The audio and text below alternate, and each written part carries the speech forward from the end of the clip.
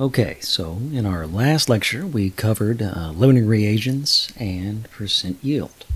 So let's leave the math behind for the moment, and let us move forward with chemical activity, with trends in the periodic table. Like I said, you should know a lot of these already, or at least they shouldn't be too surprising to you. If they are, Richard, I'm looking at you, then you should be ashamed, Richard. Okay. Hydrogen is the oddball, the outlier. Hydrogen is all by itself, way up there in the left-hand corner, the upper left-hand corner of the periodic table. It is the only element that routinely reacts using its 1s electrons. Actually, it's 1s electron. It only has the one. The alkali metals, the other elements in hydrogen's group, also use their s electron, but they use s electrons in higher energy levels, so their behavior is quite different. The alkali metals, as they're known, are always metals.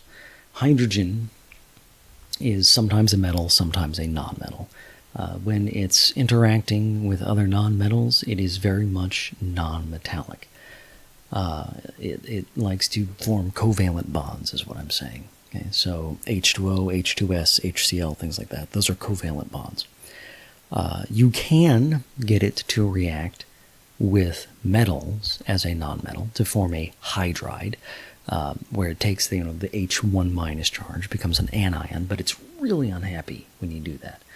That's fairly difficult to do. When it forms covalent bonds with nonmetals, you can get acids. An acid is basically when hydrogen decides to act like a metal instead of a nonmetal. So when you have it reacting with various nonmetals, sometimes it can form an acid, so HCl, hydrochloric acid. When you dissolve it in water, it will form the H plus ion and the Cl1 minus ion. Similarly, HF, hydrogen fluoride, becomes hydrofluoric acid in water. Even when it's doing this, hydrogen doesn't always like it all that much. So, for example, hydrogen fluoride is a weak acid. It doesn't, completely dissociate. It doesn't completely go to form those two ions. And depending on what hydrogen has bonded with, it may be a strong acid like hydrogen chloride with, that 100% ionization. Or it might be a weak acid like hydrogen fluoride with only a small percentage. I've made up this number. It's made up. So I just want to show that weak acids don't go anywhere near 100% ionization. So hydrogen, a class of one all by itself, usually a nonmetal, doesn't like to interact with metals nearly as much, and even with, but with nonmetals, it can sometimes be kind of metallic. Not too strongly metallic, though. Mostly it's a nonmetal. All right, so now let's go on to the metals. Okay? These are the other elements of the first group in the periodic table, the first column.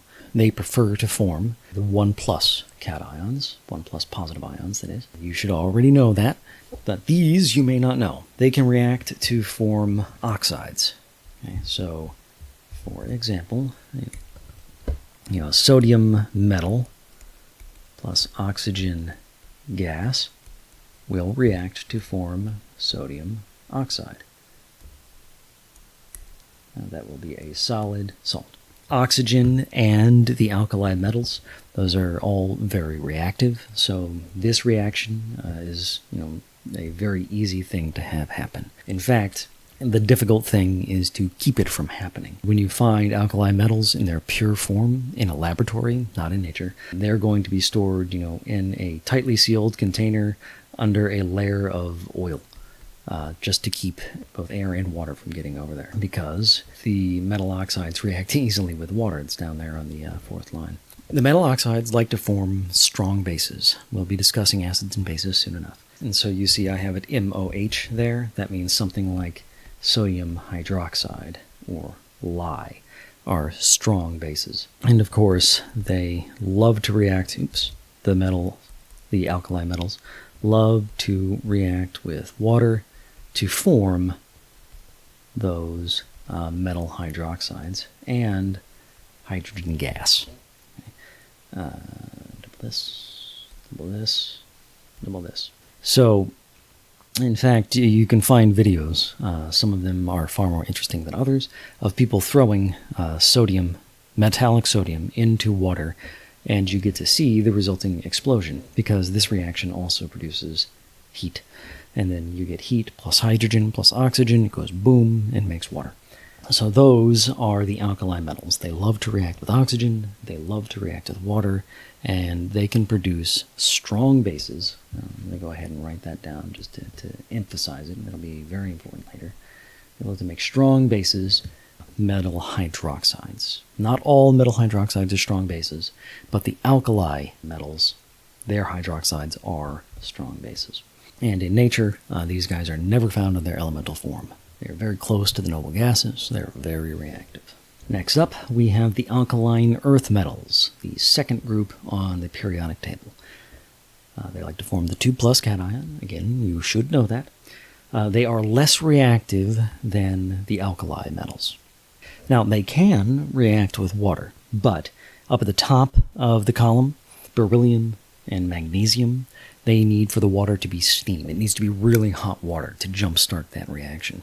Just cold water isn't enough to do it. But below magnesium, okay, as you move lower in the periodic table, so up here, magnesium and beryllium, they need steam, hot water, but calcium on down, they can react with cold water. And the lower you get on the periodic table, the more reactive these metals become.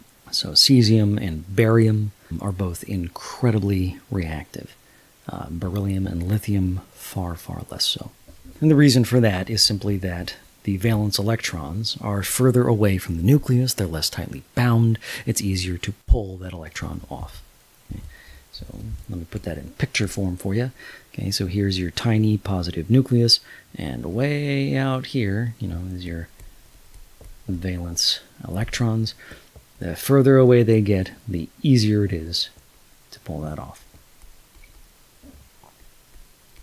So the bigger the ion, the easier it is to form the positive ion, I should say. So down, the lower ones are more reactive. And thus, magnesium and beryllium need steam, but calcium and below, they can react with cold water. They also like to form metal hydroxides. When they react with steam or water, that's what they form. But those metal hydroxides are not strong bases. Moving on, we're going to jump across the periodic table to oxygen's group, the Chalcogens. I throw that in there mostly because I like knowing obscure words. Chalcogens, the oxygen group, you have the S2P4 electron configuration. Oxygen, sulfur, and selenium, the top three, are nonmetals, but tellurium and polonium down here, they are semimetals. Down here, number 116, looks like livermorium. That's one of those artificial elements that only exists for like a few femtoseconds, so we'll never worry about its chemistry. In fact, we won't really work too much at all with tellurium and polonium. If you ever get, like night vision goggles or something, then you would be playing around with mercury cadmium telluride is actually the substance inside night vision goggles. But really, here in our class, we'll play around with, oxygen and sulfur is mostly what we'll be working with. I might throw in selenium every once in a while, just for giggles. Maybe tellurium, maybe polonium. But probably not tellurium or polonium. The semimetals are fun, but they're difficult. These guys like to form the 2- anions. They love to gain 2 electrons, no surprises there. They like to form 2 bonds with other nonmetals. Oxygen can only form 2 bonds, or it can form a triple bond with carbon, but it really, really strongly prefers to form 2 bonds. Oxygen with a single bond is unusual. Oxygen with a triple bond is unusual. Oxygen with either 2 single bonds or with a double bond is quite happy. Sulfur, of course, is on the 3rd level. I accidentally clicked on it. Sulfur is on the 3rd level of the periodic table, so it has access to d orbitals, and it can form more than 2 bonds. But it too kind of prefers to form 2 bonds. It gets it to the noble octet there. Moving on, we have the halogens. The halogens are all nonmetals. They're all highly reactive. Again, they're close to the noble gases. They're so close they can taste it, so they form either that covalent bond or the 1- anion very, very easily. The 1- anion for the group is called a halide. So fluoride, chloride, iodide, bromide, these are all examples of halides. The halogens are often represented in chemistry texts and by me as the letter X, capital X. Often represents a halogen. And finally, we have the noble gases. The full octet, the full energy level. The noble gases are not reactive. Very, very low reactivity. Helium and neon don't react at all, pretty much no matter what you do to them. Helium doesn't have access to anything beyond that 1s shell. Neon doesn't have anything beyond the 2s, 2p shell. They just don't react. Argon, if you beat the ever-loving crap out of it at really, really low temperatures to keep it stable, you can get some reactions. Xenon and krypton at less absurdly low temperatures and with less beating the ever-loving crap out of them can form somewhat stable compounds. There's a reason I only show xenon reacting with fluorine, because fluorine is incredibly reactive, enough to get past xenon's reticence to form bonds. Noble gases are kind of interesting. They do have some uses, but those uses are usually as something that doesn't react. And we don't use them much as chemical reagents. We won't be talking about them too much in this class. The noble metals. You'll notice I skipped over the transition and post-transition metals when it came to reactivity here, but we can go ahead and talk about the noble metals. The noble metals are poorly defined. They are, things, around here in the center of the periodic table. Okay? They have very low reactivity. They don't oxidize easily. They're pretty and shiny, and those are all reasons why they're considered precious metals as well. But noble metal and precious metal don't mean the same thing. Precious just means expensive. What noble metal means depends on what group you're a member of. Physicists have a certain definition of noble metals. Different kinds of chemists have different definitions of noble metals, and so on. Some people restrict noble metal just to copper, silver, and gold. Some people extend it to mercury, palladium, platinum, iridium, maybe rhodium. But generally here in the middle of the periodic table, these low reactivity, very rare sorts of metals. But you can't go wrong with copper, silver, and gold, the coinage metals.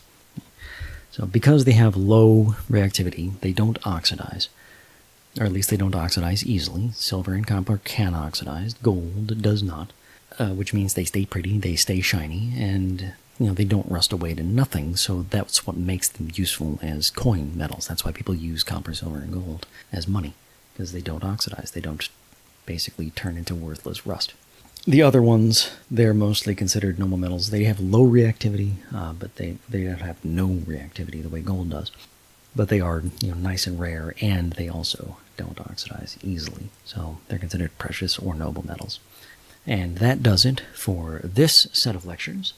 We will continue in our next set of lectures with our next set of slides.